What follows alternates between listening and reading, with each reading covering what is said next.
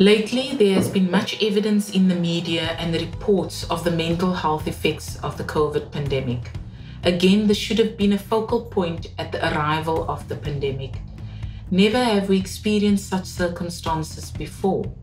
Never had we had to experience a lockdown with massive anxiety and its consequences and the effects that it will have on all of us. It has touched each and every one of us in some way and has unleashed a tidal wave of insecurity, anxiety, and depression. This at a time when the World Health Organization predicted that in 2020, depression will be the leading cause of disability. The psychological effects of the pandemic are astronomical. People are having to deal with grief, losing loved ones, fear, job losses, movement restrictions, physical distancing, all concepts that are unfamiliar to us. This coupled with increased poverty and so much uncertainty. Circumstances in our country for many people are already enormously stressful, and this has now only been made worse by the pandemic. Port Elizabeth Mental Health aims for mental well-being for all. Our goal is to see each and every person with an awareness and insight into the importance of maintaining their mental health and an understanding of how to support and nurture their mental health. Statistics from the World Health Organization indicates that globally, less than 2% of health budgets are allocated to mental health. This is so unrealistic. So what can South African government do to better support mental health? I think definitely greater funding is needed for community-based mental health, as it will see NPOs such as ours focus on building social capital within communities and igniting and supporting social networks that are able to promote the rights of persons with disabilities. It gives me great pleasure to introduce you to one of our social workers, Carmen Goliath. She started with the organization as a student and has grown and developed to be a passionate community activist. So Carmen will take us on a journey of a day in the life of a social worker in Port Elizabeth, South Africa, rendering community-based mental health services. Hello everyone, I'm Carmen Goliath, social worker at Port Elizabeth Mental Health, and today I'm taking you out on a journey into the life of a social worker in the mental health field. I think I always had a passion to help people and to see people grow, and that's why I specifically chose the profession of social work, because social work is just that, is that you see people grow, you see people coming from a space of disability to ability, where I can help people to help themselves, and that is why I chose social work. So basically, our organization assists and support people with different disabilities. When I say disability, I'm referring to psychosocial disability, intellectual disability. Psychosocial disability from depression, schizophrenia, bipolar, anxiety. Our organization believes in the asset-based community development approach, the ABCD, as you can see here behind me. And what it basically means is you tap into the asset of what the community already has, what the learning partner has. So you hear me throughout the interview saying learning partner. So what does that mean? Learning partner, we move away from the traditional way of welfare, handing out, giving handouts and creating dependency on the social workers. So we are saying, what do you have? What do you have in your community that you can tap into? So the asset-based community development approach is basically where the social worker brings her part, the learning partner brings his part, and together we work towards one goal. Alright, so when we speak about barriers to service delivery, I would say one, lack of resources, as that simply means that not a lot of focus is being put on mental health. Another one is late subsidy payments, which means that other social workers are being retrenched, having to work short time like our organization is currently experiencing, as well as a high turnover of social workers, as many social workers are simply looking for better opportunities. Another one is high levels of gangsterism in many parts of Port Elizabeth, and that basically means that social workers are being targeted, they're being mugged, being robbed, and social workers fear for their lives.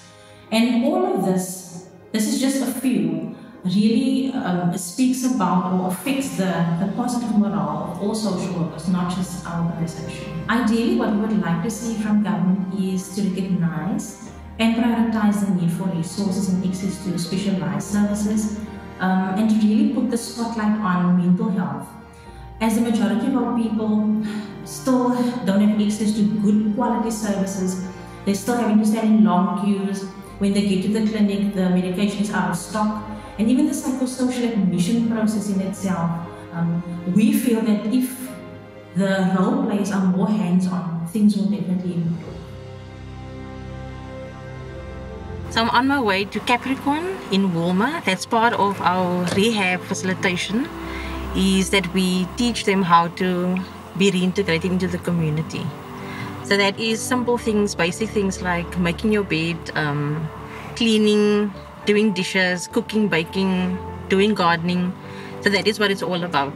It's been a tough 6 months due to lockdown. So now we're on our way just to see how the residents are coping and how they're adapting to the lockdown. So yeah, let's go. I'm standing here with Annika. Annika has been a resident for 2 years at the group home. Annika, tell me quickly, what has been your frustration during the lockdown? To be locked in, and if we couldn't go out to do our groceries and draw our money to go to work. It must have been frustrating, eh? It was. Yeah. So how did you keep busy? I see you've got nice plants here. We used to walk to the plants in the afternoon, and on a Monday and a Friday we used to work in the garden, and sometimes we used to do art and crafts. Oh wow, oh wow. Can you show us some of your arts and crafts? Oh wow. I did this one. Cement and tiles. You cut a tile with a tile cutter. Oh, with the tile cutter. So Yes, you've got some skills as well that you're learning Yes. here at the group homes. Oh wow. Yes. So tell me quickly, what is the facility doing to you? What is mentally doing to you? It starts to make me healthy, and that I can cope with life, and that I can go out in the world and learn how to cope outside with the people now. So it's definitely teaching you how to communicate, Yes, how it to does. interact. Yes, it does. Even like you said, with the quarreling, it teaches you how to be patient with other people. Yes, as it does. well. Thank you, Annika. Thank you for briefing us, and I can really see that it's doing you well to stay here. Thanks very much.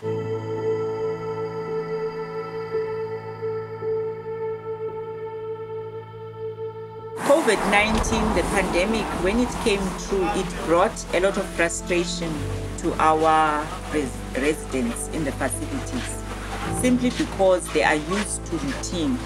And this meant that they had to be inbound in terms of they had to be inside the facility now, and were not able to go outside and do the things that they would normally do. Another thing that also affected them is the fact that they couldn't have any visitors, meaning that now they felt isolated, not from the community, but also from their family members.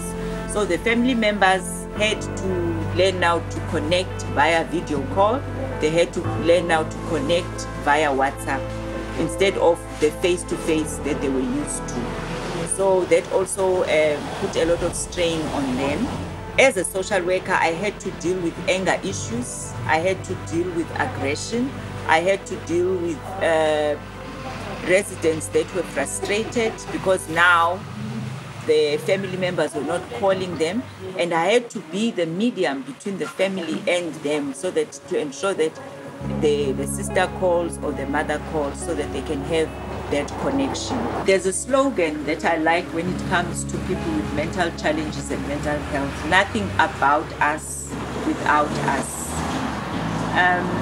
I would advise the public out there that, first of all, they don't need to be uncomfortable around them. They should remember that they are just ordinary people just like us. Oh, that was very insightful to know that our group homes is doing something good. It's increasing, it's enabling them to know a little more about materials, gardening. They are learning skills here, definitely. So reflecting on today, I would say I'm pretty impressed and motivated just to see how our learning partners became self-resilient, self-reliant, and self-empowered through the support and the services that our mental health team are providing to them. I do believe that together, if we create awareness about the importance of mental well-being, we are closer to winning this battle. Let us all become advocates for mental health.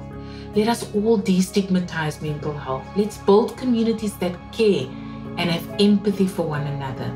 This, I do believe, is the key to a healing process and to overcome despair and resignation.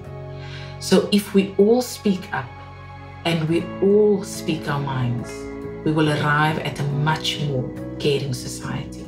I thank you.